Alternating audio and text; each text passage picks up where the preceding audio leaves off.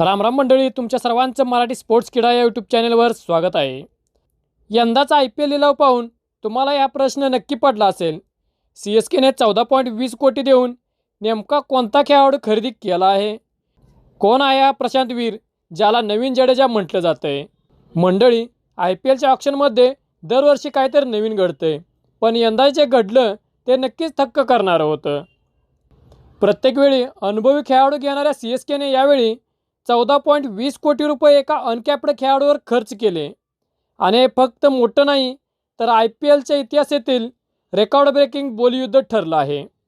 याआधीसुद्धा आवेश खानला लखनौने 10 कोटींमध्ये विकत घेतलं होतं, पण प्रशांत वीरने हे सर्व रेकॉर्ड मोडीत काढले। मग प्रश्न असा आहे, कोण आहे हा प्रशांत वीर? मंडळी, प्रशांत वीर हा उत्तर प्रदेशचा 20 वर्षीय ऑलराऊंडर खेळाडू आहे।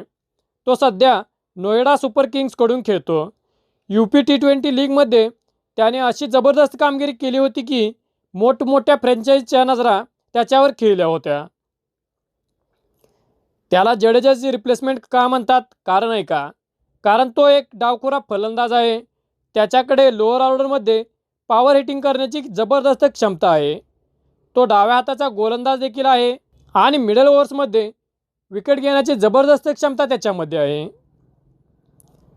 आठवतंय का, आपण ह्या सगळ्या क्वालिटीज कोणामध्ये पाहिल्या आहेत? नक्कीच रवींद्र जडेजामध्ये। म्हणूनच प्रशांत वीर याला रवींद्र जडेजाची रिप्लेसमेंट म्हणून बघत आहेत। प्रशांत वीर याने नुकत्याच झालेल्या सय्यद मुश्ताक अली ट्रॉफीमध्येही जबरदस्त ऑलराऊंड परफॉर्मन्स दिला होता। यंदाच्या लिलावात प्रशांत वीरची बेस प्राइस फक्त 30 लाख रुपये होती, पण CSK आणि सनरायझर्स हैदराबाद यांच्यात त्याला आपल्या संघात घेण्यासाठी मोठी चुरस आपल्याला पाहायला मिळाली आणि शेवटी CSKने 14.20 कोटी रुपयांची बोली लावत ही स्पर्धा जिंकली। CSKने यंदा 2 अनकॅप्ड प्लेयर्सवर भरपूर पैसा खर्च केला। पहिला आहे प्रशांत वीर, ज्याला जडेजाची रिप्लेसमेंट म्हणून पाहिलं जातंय, तर दुसरा आहे कार्तिक शर्मा, ज्याला धोनीचा भविष्यातील वारसदार म्हणून पाहिलं जातंय। तुम्हाला काय वाटतं, प्रशांत वीर हा खरंच नवीन जडेजा ठरेल का, की IPLचा दबाव त्याच्यावर भारी पडेल? तुमचं मत कमेंटमध्ये नक्की सांगा।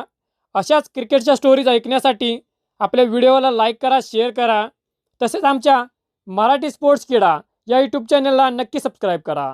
धन्यवाद।